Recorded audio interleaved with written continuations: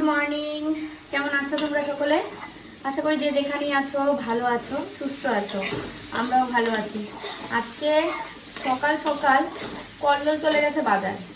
মানে ও আমাকে যেতেই দিল না। আমি বললাম আমি যাচ্ছি, কোনো সমস্যা নেই, আমি সব নিয়ে আসতে পারবো। এই ফুল মানে আজকে বৃহস্পতিবার, আর হচ্ছে তোমার কলা, আর হচ্ছে মার জন্য পান সুপারি।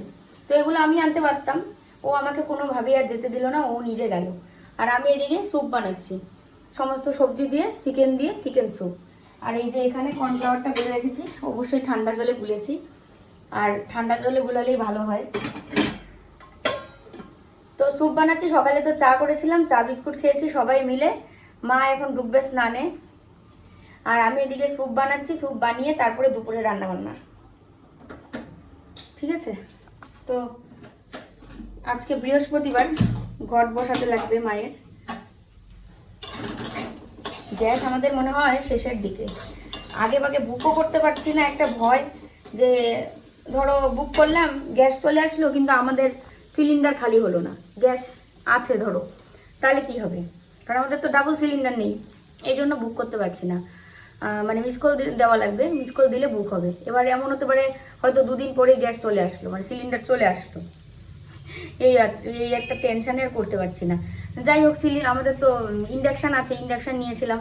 তো ইন্ডাকশানের তো কয়েকদিন রান্না করবো, তাতে কি আছে? এই কল্লোলই বারবার বলছিল বুক করে নাও, বুক করে নাও, কিন্তু আমি যে বুক করবো, গ্যাস শেষ হয়েছে কিনা সেটা তো বুঝতে পারছি না। গ্যাস যদি থাকতে বুক করে ফেলি, তাহলে তো তোমার কি হবে? ওই এটা তো আর কোনো মেপে নেবে না, গ্যাস থাকতে হয়তো নিয়ে নেবে। ওদের সাথে তো আর মাপার কোনো মেশিন আমি দেখি না।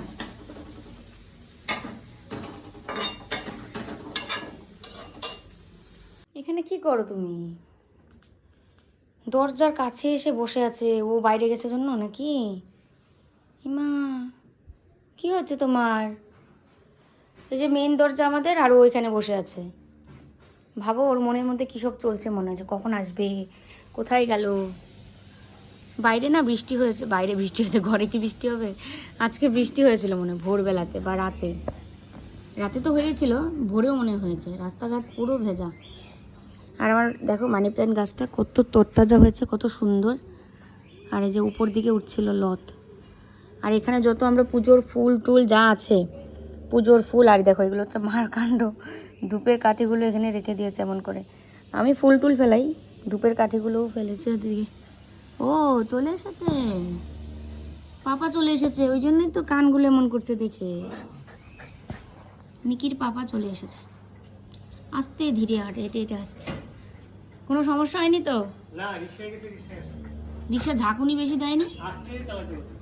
বাহ,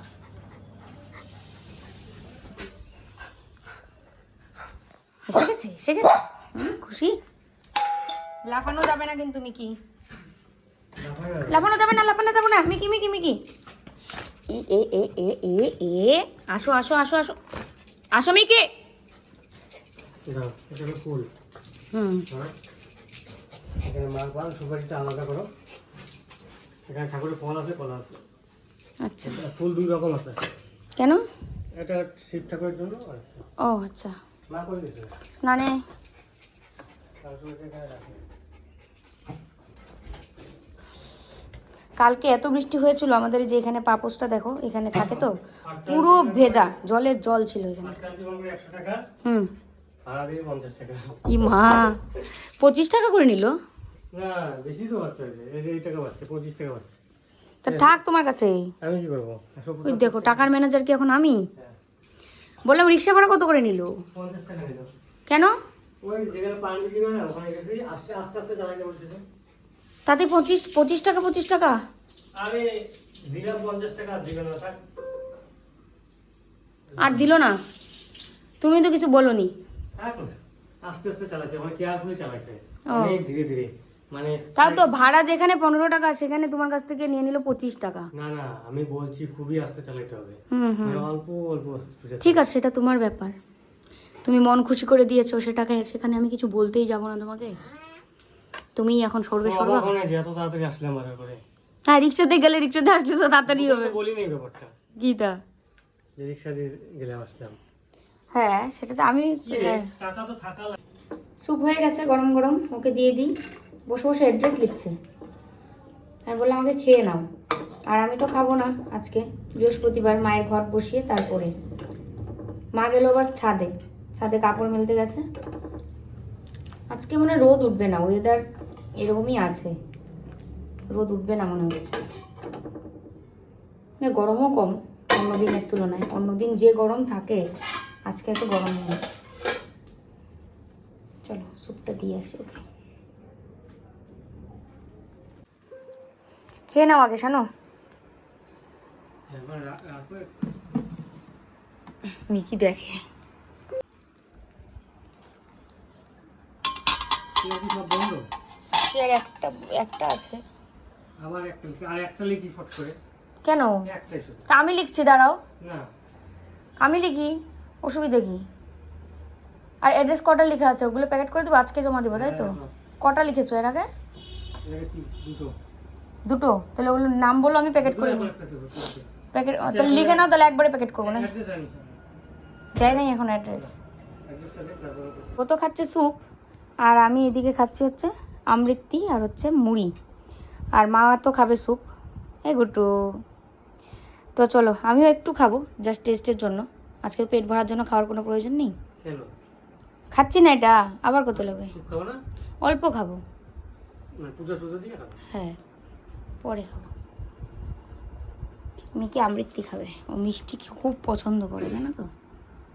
তো দেখো সকালে আবার এতগুলো সেল হয়ে গেছে, তো এগুলো প্যাকিং করে আজকেই দেওয়ার চেষ্টা করব, কারণ সামনে পয়লা বৈশাখ অনেকে নেবে, ওই জন্য তাড়াতাড়ি পাঠানোর ব্যবস্থা করতেছি।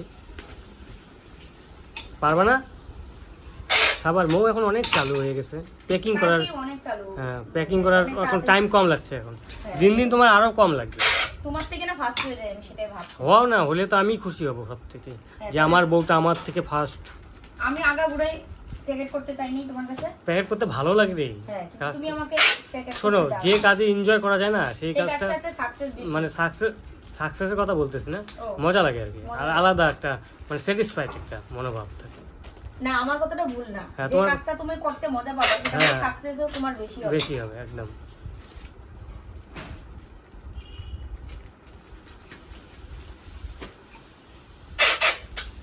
আবার এগুলা প্যাকিং করে আবার তো যাইতে হবে। হ্যাঁ আবার এদিকে বৃহস্পতিবারে পূজাও দিতে হবে, রান্না করতে হবে, মানে অনেক কাজ, দুনিয়ার চাপ মাথার মধ্যে পড়ছে আমার। তবে ব্যস্ত থাকতে ভীষণ ভালো লাগে, এগুলো এনজয় করতে লাগে। মোবাইলটা দাও, তোমার এখানে গেটিস দেবো।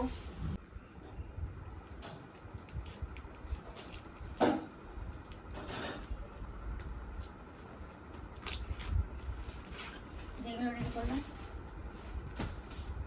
আর এগুলো আরো বাকি থাকবে, কারণ কি ওনারা আরো নেবে, সেই কারণে আমি এখন রেডি হব, রেডি হয়ে প্রোডাক্ট নিয়ে দৌড়াবো, রিক্সা দিয়ে যাব, কিন্তু টাইম নেই হাতে।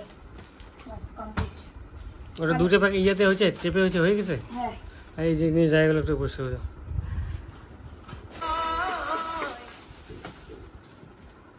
কয়টা আছে টোটাল? কয়টাকে গুনতে লাগবে, কালকে তো করে দেওয়া ছিল 9টা না 10টা, আজকে তো আরো পাই। ওখানে গয়না দিব এখন, হ্যাঁ আমি গুনতে লাগবে না, গুনবো? ওখানে গনে দিও তাহলে হবে। হ্যাঁ কি জিজ্ঞেস করে?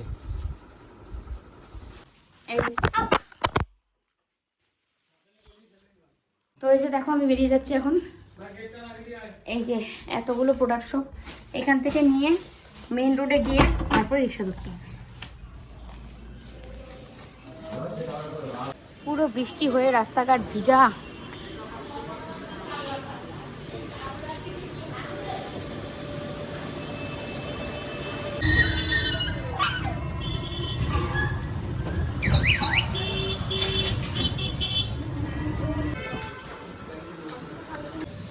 প্রোডাক্ট দিয়ে এইমাত্র বাড়ি ফিরছি।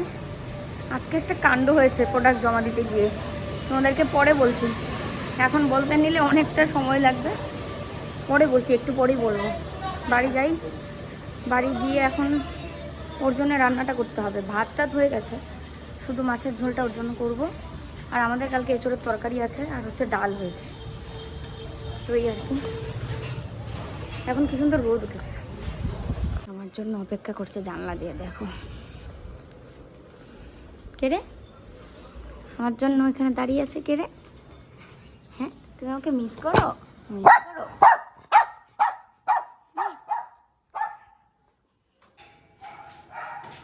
ঘরের মধ্যে চিল্লাচ্ছে। হ্যাঁ, দরজা খোলো তাড়াতাড়ি।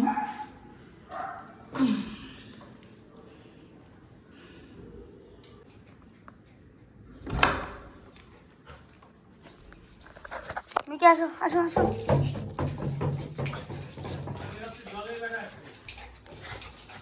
আমি তো আসতেই পারি না।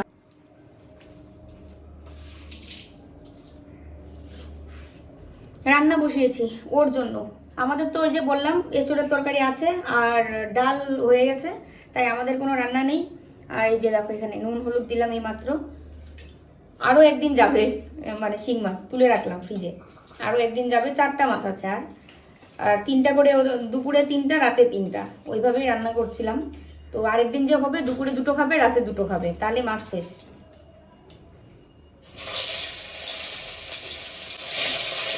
এখনো মাছ কড়াই দিলে মাছ নড়ে উঠছে, দেখো তো। এগুলো তো জ্যান্ত মাছ ওই দিন ছিল, কিন্তু ফ্রিজে থাকার পর এরকম হয়? এরকম হয় না। জ্যান্ত মাছ ওই রান্না করলে এরকম কড়াইয়ে গরম তেলের মধ্যে দিলে নাকি ওই বেঁকে যায় নড়ে নড়ে, এটাই হয়েছে।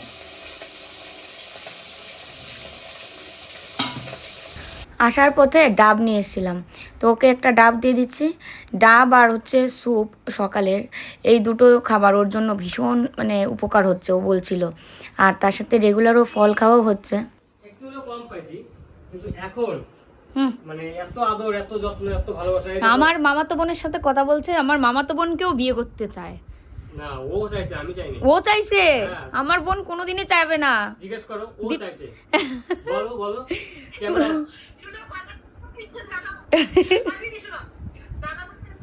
হ্যাঁ, না আমি বলছি আমি আছি মানে আমি ছেলে রেখে দেবো। ও খুশি গুলগুলা। খুশি। তুমি ওকে বিয়ে করতে চাইছো ভালো ভালো রান্না খাওয়ার জন্য? বউ তো রান্না করতে পারে না। আমি বলছিলাম কি যে ও ও যদি কেউ যদি না বিয়ে করে তখন না আমি আসি, মানে আমি ছেলে রেখে দেবো। ও ও অন্য মাইন্ডে নিয়েছে। ওই একটা কথা আছে না, শালি আদি গড়ালি। হ্যাঁ, বিয়ে করো আর না করো, ওর ওর দায়িত্ব তোমাকে দেখা। ও আসে না কেন? আমার দায়িত্ব। তুই আয় আয় আয়, এসে ভালো ভালো রান্না করে খাওয়া জিজুকে। ও তোর সঙ্গে যে গল্পটা করতেছিলাম। কি বলছে? তোর সঙ্গে যে গল্পটা করছিলাম বুঝছিস, এতদিন এতদিন যে গল্প রইলো অতটা একটা আপ্যায়ন পাইতাম না, মোটামুটি যে না হলে নাই। কি বদনামটা হ্যাঁ, করতেছে আমার। মানে চলবে আর কি, চলে, অতটা পাইতাম না আর কি। মনের মতন না, আমার মনের মতন হয়নি, আমার মনের মতন পাই নাই। তারপরে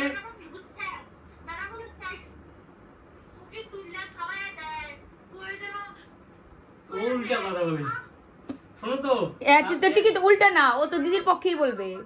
ও ঠিকই বলছে। এখন মুখে তুলে আমার খাওয়া দেয়, স্নান তুমি তো আমাকে করায় খাওয়াই দাও দিতেছে। নাই কোনোদিন। এখন আমাকে স্নান করে দেয়, টাইমে টাইমে খাবার দেয়, ডাব স্নান দেয়, করে দিই। ফল দেয়। ম্যাডাম আর কি চাই, ম্যাডাম খালি ভালোবাসা চাই।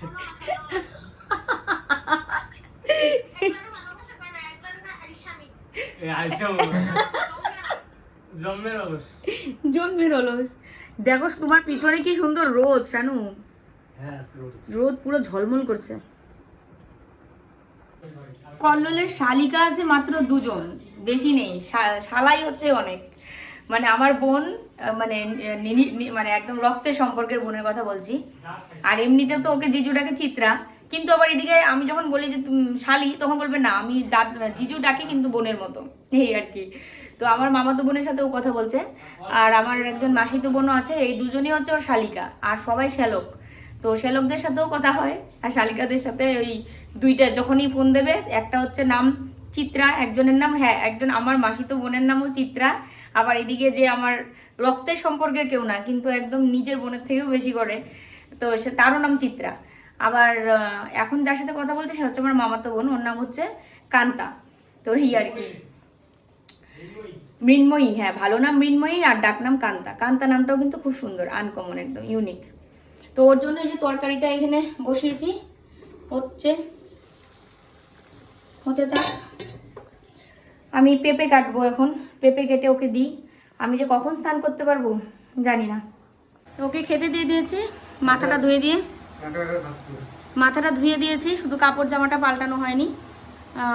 বললাম রান্না হয়ে গেছে, খেয়ে নাও। তো এই যে খাচ্ছে, আমি এখন যাব স্নান করতে।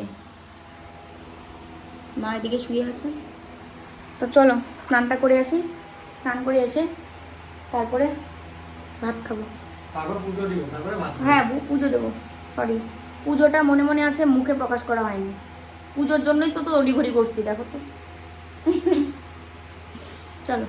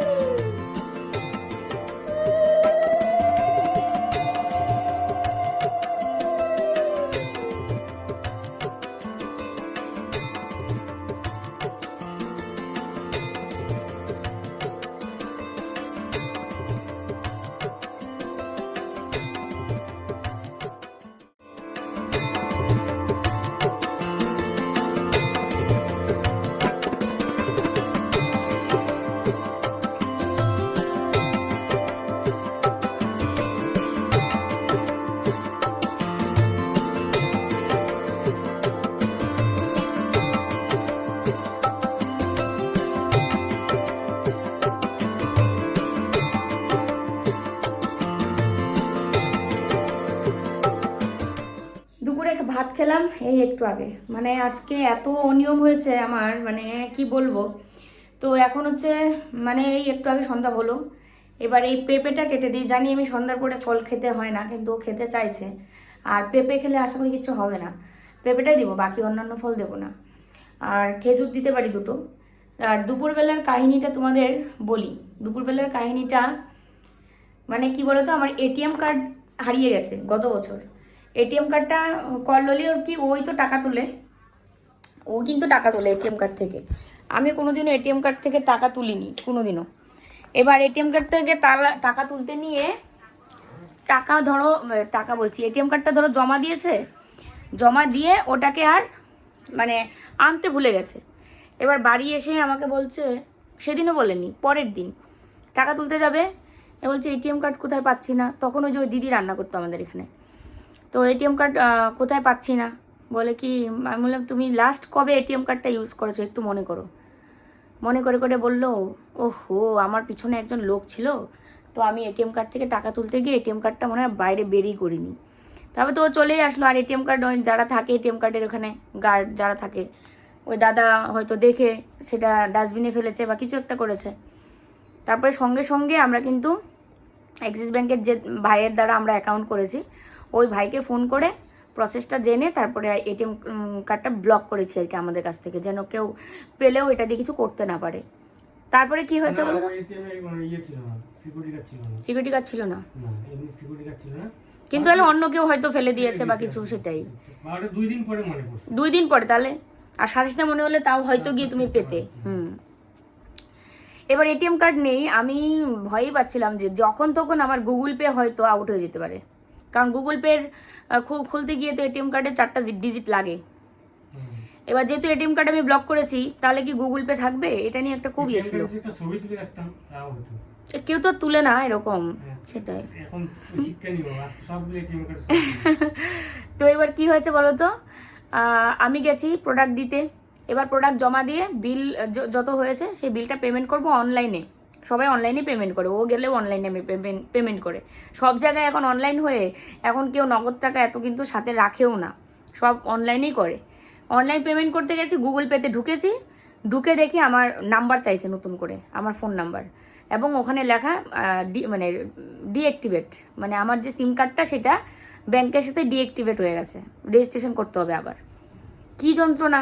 আমার কাছে 500 টাকার মতো ছিল, আর বিল হয়েছে আরও বেশি, কারণ অনেকগুলো প্রোডাক্ট ছিল তো। তো এবার আমি না পারছি মানে অনলাইন পেমেন্ট করতে, না পারছি ক্যাশ দিতে। তা বলছে ম্যাডামটা, মানে ও তো প্রায় 2 বছর ধরে ওখানে প্রোডাক্ট দেয়, তো ওনারা তো ওকে ভালো রকমই চেনে, আর তারই ওয়াইফ আমি, তো নাম দেখলেই তো চিনতে পেরেছে। তা বলছে আপনি একটা কাজ করুন, আপনার বাড়ি কোথায়? আমি বললাম এই তো পাশেই।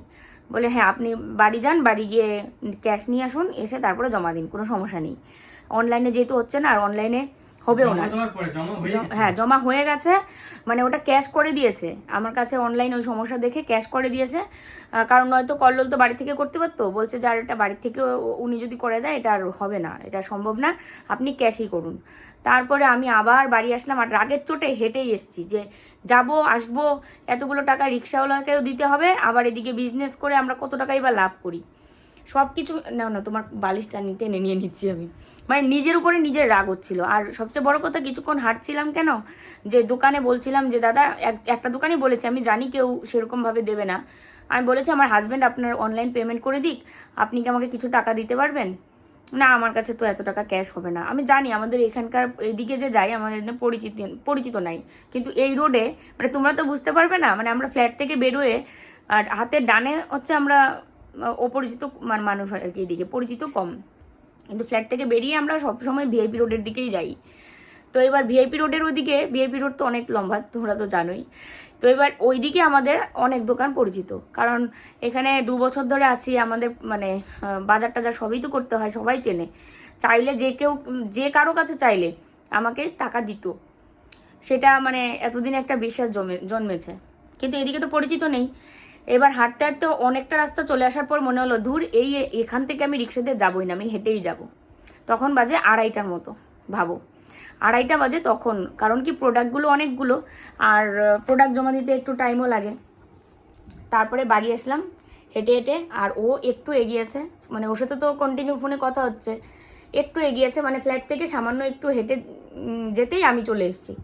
তারপর ওর কাছ থেকে টাকা নিয়ে গিয়ে আমি আবার ওখানে টাকা দিয়ে তারপরে প্রোডাক্টগুলো সব মানে ডিসপ্যাচ করে তারপরে বাড়ি আসলাম। বাড়ি এসে ওর মাথা ধুয়ে দিলাম, আর জামা কাপড়টা পাল্টানোর হয়নি, ওর বাসি আর কি, বর্তমান অসুস্থ, ফ্রেশই আছে এমনিতে, সবসময় স্যানিটাইজার টেজার করে, হাত সাবান টাবান দিয়ে ধোয়, মানে সবসময় একদম ফ্রেশ। তারপরেও আজকে আর কি এটা হয়নি, এইসবের চক্করে আর হয়নি। তার মধ্যে আজকে ছিল বৃহস্পতিবার, তো কি বলতো, মা পুজো দিবে নাকি, আমি ওকে বলেছিলাম যে মা পুজো দিবে, তা বলছিল আজকে তুমিই দাও, আমার কেন মানে মন বলছে তুমি একটু পুজোটা দাও। আর মায়ের আজকে লক্ষ্মীবারে মার পূজা দেওয়া আমারও খুব ভালো লাগে, মা তো রেগুলারই দেয়। প্রত্যেক দিনই ভাবি যে আজকে পুজো দেবো, উঠে দেখি হয়তো যে মা স্নান করতে গেছে, তা আমি এসে বলবো যে পুজো আমি দিব, তার আগেই মা পুজো দিয়ে দিল, ধরো এরকমও হয়েছে অনেক। তো তারপরে আর কি করা, বাড়ি এসে ওকে রেডি করে ওকে খাবার দিয়ে তারপর আমি স্নান করতে গেলাম। স্নান করে এসে তারপরে পুজো দিয়ে আমি খেলাম কয়টার সময় জানো, সন্ধ্যার পরে, মানে সন্ধ্যাটাও একবারে দিয়ে দিয়েছি, ঠাকুরকে ভোগ দিয়ে এখন শুধু নিদ্রা দেবো। যেহেতু এত বেলায় পুজো দিলাম, তাই কোনোদিনও এরকম তো হয় না। আজকে এই প্রোডাক্টের চক্করে এই অবস্থাটা হলো, গুগল পের জন্য, তাও প্রোডাক্টের জন্য তো না, গুগল পের জন্য। কিন্তু সেই গুগল পে আবার বাড়ি আসার পর ঠিকই অ্যাক্টিভ হলো, কিন্তু আমি যখন মোবাইল নাম্বারটা দিলাম তখন হলো, কিন্তু ওখানে অফিসে থাকতে হয়নি। ওখানে আমি 2বার ট্রাই করেছি, 2বারই ক্যান্সেল হয়ে গেল, হয়নি। বাড়ি এসে 1বার 2বার ট্রাই করতেই আমারটা অ্যাক্টিভ হয়ে গেছে। তারপরে সেই গুগল পে দিয়ে আমি এখন টাকাও লেনদেন করছি, অথচ তখন হয়নি। মানে যখন যেটা আসলে ভাগ্যে, ভগবান হয়তো নিজে চাইছিল যে আজকে তোর হাতে আমি সন্ধ্যার সময় খাবো। সারাদিন হয়তো সবার বাড়িতে খেয়ে খেয়ে আমার বাড়িতে সন্ধ্যার সময় খেয়েছে। চলো ওর জন্য পেঁপেটা কাটি। কথা বলতে বলতে আমি এই করে এসে বসে 7 মিনিট কথা বলে ফেললাম, ভাবো। পেঁপেটা যেমন দেখতে লাল তেমনি মিষ্টি, এত ভালো ছিল। আর বীজ যে হয়েছে দেখো, বীজের পরিমাণটাও কিন্তু খুবই কম। তোমরা ওই দিন কমেন্টে লিখেছো দেখলাম যে পেঁপে এরকম মাঝখান দিয়ে কাটতে হয় না, লম্বা করে কাটতে হয়। তো যাই হোক, মাঝখান দিয়ে কেটে নিয়েছে, আর কি করব। আর ও হেঁটে হেঁটে এসে আমার পিছনে বসছে, আবার উঠছে, বলছে না হাফ প্যান্ট পরেছি কেমন দেখা যাচ্ছে, বলে চলে গেল। তো যাই হোক, চলো পেঁপেটা কেটে সবাই মিলেই ভাগ করে খেয়ে নেবো। আর এত বেলায় স্নান করে পুজো দিয়েছি, ভাতই খেয়েছি সন্ধ্যার পর, শরীর যেন পুরো ক্লান্ত হয়ে গেছে। এখন একটু শুয়ে ঘুমাতে পারলে শরীরটা ভালো লাগতো, কিন্তু সেই মানে চান্সটুকু নেই, কারণ একটার পর একটা কাজ এসে যাচ্ছে সামনে, সেটা করতেই হচ্ছে। তো ওই জন্য মানে শরীরকে রেস্ট দেওয়ার জন্য একমাত্র ওই যে রাতে ভাত খাওয়ার পর যে ঘুমটা কয়েক ঘন্টা, সেটাই।